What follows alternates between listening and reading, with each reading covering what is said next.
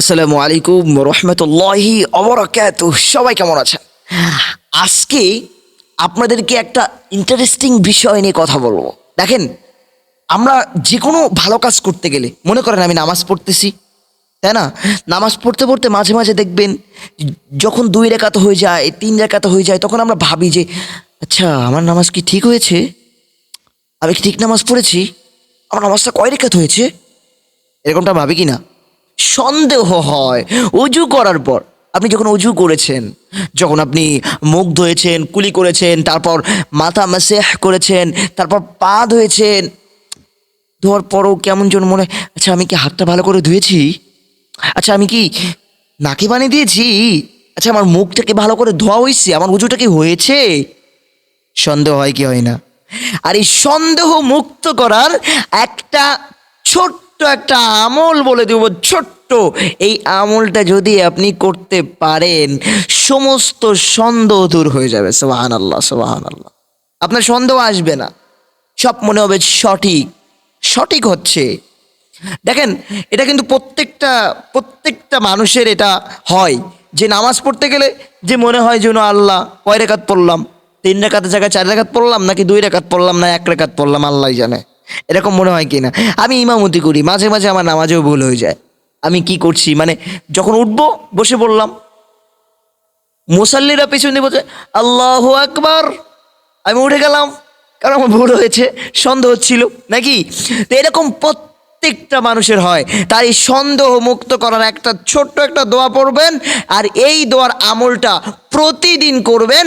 আল্লাহ পাক রব্বুল আলামিন সমস্ত সমস্ত মানে সন্দেহ সব দূর করে দিবে। সুবহানাল্লাহ। দেখেন, আল্লাহ পাক রব্বুল আলামিন হচ্ছে সমস্ত ক্ষমতার মালিক, এটা বিশ্বাস করেন? হ্যাঁ। দেখেন, এই পৃথিবীতে যত কিছু আছে, যত কিছু আছে, এক কথায় যা যা আছে, সমস্ত কিছুর কার সৃষ্টি? আল্লাহর সৃষ্টি। আল্লাহ আমাদেরকে সৃষ্টি করেছেন, আল্লাহ আমাদেরকে বানিয়েছেন। এই যে আমি কথা বলছি, এই মুখটা কার? এই মুখটা কার? এই মুখটা তো আল্লাহর, নাকি? এই যে আমার মুখটা, এই আমার চেহারাটা, এই চেহারাটা কার? আমার আল্লাহর। এই চোখ দুটি কার? আমার আল্লাহর। আল্লাহ যদি এই চোখটা অন্ধ করে দিত, আমি দেখতে পেতাম কিছু? আপনারা ভাবতেন যে আমি বোবা, আমি কানা, আমি ল্যাংড়া। চোখে যদি না দেখতে পারতাম, আমি অন্ধ। সব আমাকে দেখে ওই দেখ অন্ধ ব্যক্তি যাচ্ছে, বলতো কি বলতো না? বলতো। আমি তো এখন অন্ধ না, আমি তো দেখতে পাচ্ছি। এই জন্য কি করতে হবে? কেন আল্লাহ আমার চোখ দুটো ভালো রাখলো? আমি যখন ট্রেনে আসি, আমি যখন খুলনা থেকে ঝিনাইদহ আসি, ট্রেনে করে আসি, তখন ট্রেনের সাইডে একটা লোক ছিল। ওই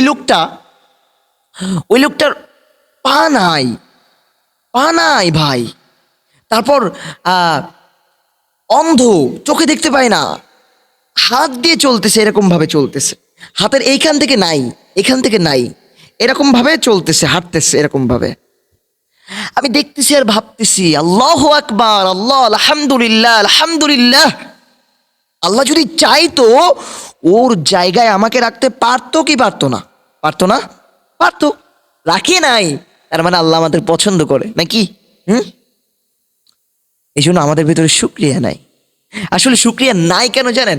আমরা সব সময় প্রত্যেকটা মুহূর্ত আমরা উপরের দিকে তাকাই, উপরের দিকে।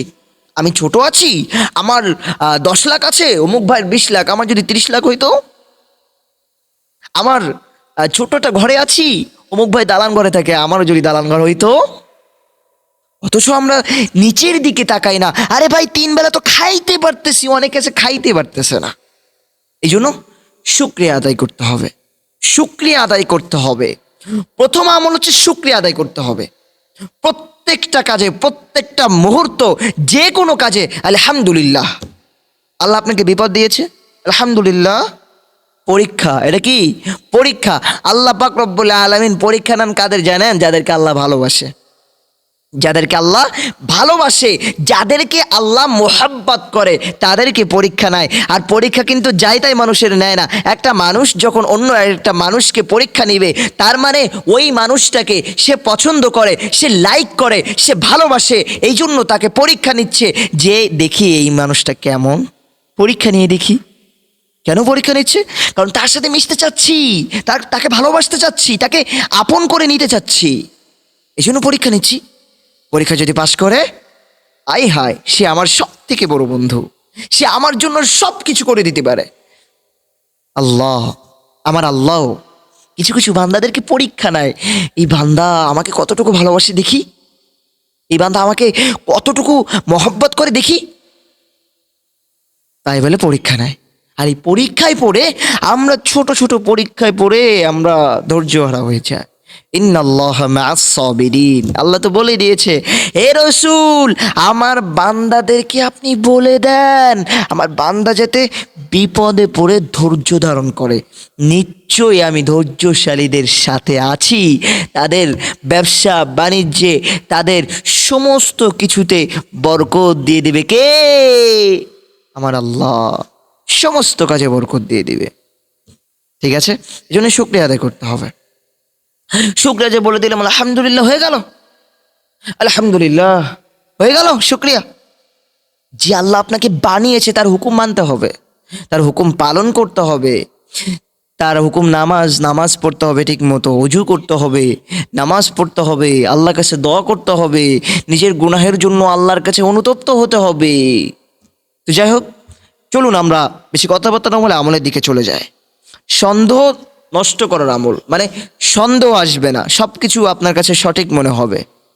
আর এই আমলটা হচ্ছে, প্রথমে আপনি দুরূদ শরীফ পড়বেন একবার।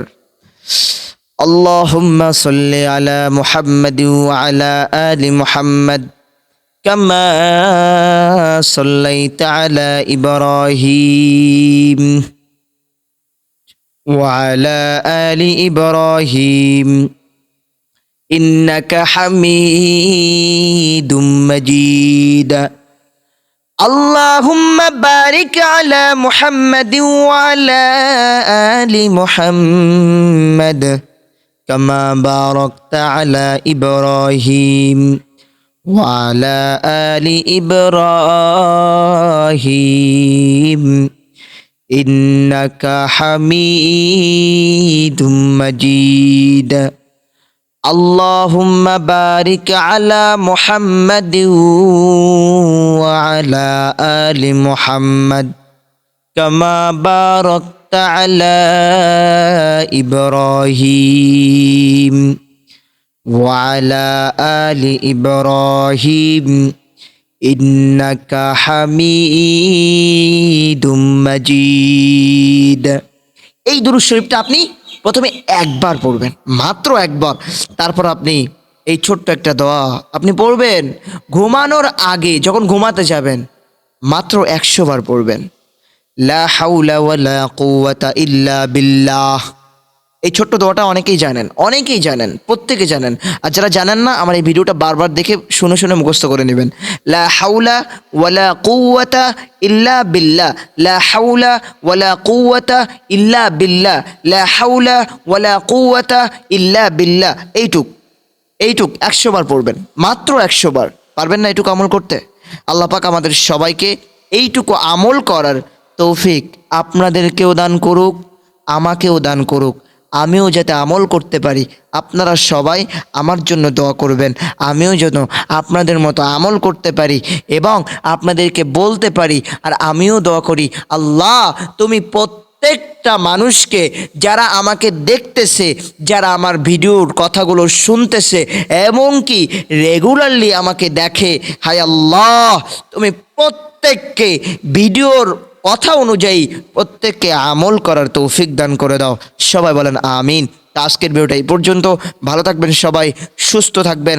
আর আরেকটা কথা, চ্যানেলটা যদি সাবস্ক্রাইব করে না থাকেন, অবশ্যই চ্যানেলটা সাবস্ক্রাইব করে দিবেন আর পাশে থাকা বেল বাটন চেপে দিবেন। প্রত্যেক দিন এরকম ধরনের ভিডিও পেতে অবশ্যই চ্যানেলটা সাবস্ক্রাইব করবেন, ওকে? আর পাশে থাকা বেল বাটন চেপে দিবেন। আর আপনারা কেমন টাইপের ভিডিও চান অবশ্যই কমেন্ট করে বলবেন। আপনারা, অনেকে আসে নামাজ পারে না, কিভাবে পড়তে হয়, ফরজ নামাজ কিভাবে পড়তে হয়, জোহরের নামাজ কিভাবে পড়তে হয়, আসরের নামাজ কিভাবে পড়তে হয়, নফল নামাজ কিভাবে পড়তে হয়। এখানে সূরা কিরাত মশক হবে ইনশাল্লাহ। অনেক ভিডিও নিয়ে আপনাদের মাঝে আসবো, অবশ্যই আপনাদের কমেন্ট করা চাই আপনারা কেমন টাইপের ভিডিও চান, ঠিক আছে? তো আজকের ভিডিও এই পর্যন্ত, ভালো থাকবেন সবাই, বিদায় নিচ্ছি। আসসালামু আলাইকুম ওয়া রাহমাতুল্লাহি ওয়া বারাকাতুহু।